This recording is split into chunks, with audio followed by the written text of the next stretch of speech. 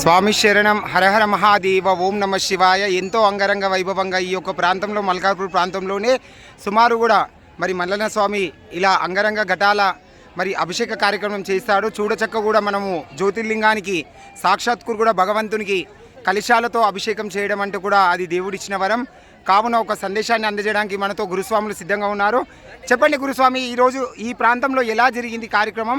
And సుమారు ఉదయం నుంచే కూడా అన్ని సంకల్పంగా చేశాము, మీకు ఎలా అనిపిస్తుంది? ఈరోజు ఈ మల్కాపూర్ గ్రామం లోపల ఈ యొక్క ఘటాల పూజా కార్యక్రమం అందరూ చాలా సంతోషదాయకంగా పాల్గొన్నారు. ప్రతి ఒక్కరు కూడా శివాన్ని నామస్మరణ చేసుకుంటూ, ఆ భగవంతుని నామస్మరణ చేసుకుంటూ ఈరోజు రాజరాజ దేవాలయం నుండి వీరప్ప దేవాలయం వరకు కూడా ఎంతో భక్తి శ్రద్ధలతోటి ఈ యొక్క దేవాలయానికి వచ్చి అక్కడ మహారుద్రాభిషేకం గావించినాడు. మరి ఎంతో భక్తి శ్రద్ధలు శివనామస్మరణ జరిగింది. కాబట్టి ఆ పరమేశ్వరుడు, ఆ సదాశివుడు మరి అందరికీ కూడా సమస్త సుఖ సంతోషాలు కలిగించాలి అని ఎంతో సంతోషదాయకమైన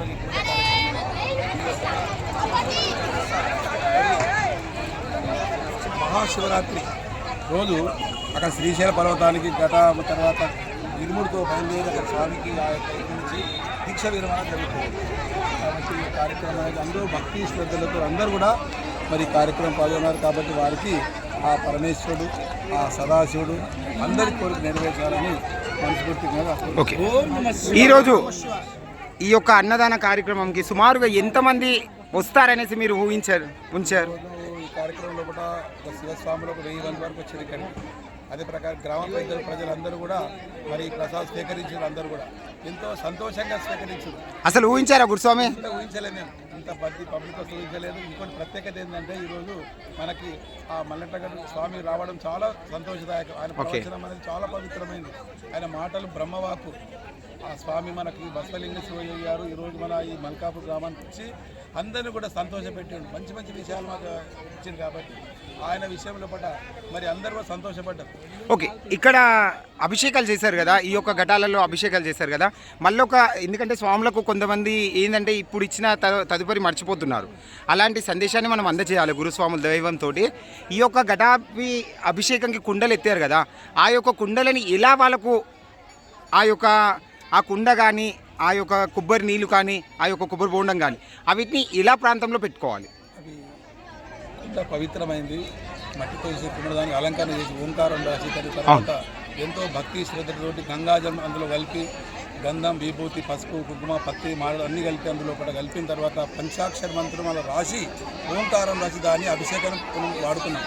ఆ అభిషేకం తర్వాత ఆ యొక్క కుండను మనం ఇంటిలో తీసుకెళ్ళి పవిత్రంగా పెట్టాలి. దాన్ని పవిత్రంగా వాడుకోవాలి. తర్వాత అక్కడ దానిపైన కొబ్బరి బొండం ఇచ్చినాం మేము. ఆ యొక్క శివప్రసాదం దాన్ని తీసుకెళ్ళి ఇంటిలో పట్ల గృహం కడప లోపల కట్టుకోవాలి. అయితే అది కట్టుకున్న తర్వాత మనకు అన్ని విధాలు కూడా శుభాలు కలుగుతాయి అని శాస్త్రం చెప్తుంది. కాబట్టి మరి ప్రతి ఒక్కరికి సందేశం ఒక్కటే, మన శ్రీస్వాములందరూ కూడా ఆ కుండను పవిత్రంగా మనం చూసుకొని దాన్ని వినియోగించుకోవాలని మనస్ఫూర్తిగా కోరుకుంటున్నాం. గురుస్వామి మంచి సందేశాన్ని ఇచ్చాడు. ఎందుకు అడిగానంటే స్టార్టింగ్ నుంచి కూడా చూస్తున్నాను, మనకు తెలియని విషయాన్ని 10 మందితో తెలియజేసుకుంటేనే వాళ్ళకు ఒక మనోభావన అనేది తెలుస్తుంది. కాబట్టి మంచి సందేశాన్ని అందించాను. ఈ యొక్క వీడియో అందరికీ వైరల్ ద్వారా పంపించడం జరుగుతుంది. స్వాములు శివ గ్రూప్లలో ఉంటే అది ఒక లింక్ పంపించేస్తాను, అందులో చూసుకొని ఈ యొక్క పవిత్రను నిజంగా కూడా మట్టి పాత్ర అంటే దానికి ఎంత సంకల్పం ఉంటుందంటే స్వచ్ఛమైన గాలిని కూడా అందిస్తుంది, అలాగే నీరు కూడా చక్కదనం ఇస్తుంది. ఒకప్పుడు చూసాము ఇలాగే మట్టి కుండలో నీళ్ళు తాగితే మనము ఇప్పుడు జీవం ఉన్న 100 కాలంలో బతుకుతుండే. కానీ ఇప్పుడు వచ్చిన హీటర్స్ ఇలాంటి అన్నీ కొత్త సిచ్యువేషన్లో రావడం వల్ల మనము అలాంటి సందేశాన్ని మర్చిపోతున్నాము. అలాంటి పరమశివునికి ఈరోజు కుండలో నిజంగా కూడా తేవడం, అభిషేకం అంటే గంగ నీళ్ళని అలా ఘటాభిషేకం చేయడం కూడా ఎంతో నిజంగా పరమశివునికి ఎంత ఇచ్చినా కూడా సరిపోదు. మరి అలాంటి ప్రాంతంలో చూడచక్కగా చేశారు. మరిన్ని విషయాలు తెలియజేయడానికి మనతో గురుస్వాములు సిద్ధంగా ఉన్నారు. చెప్తారా గురుస్వామి?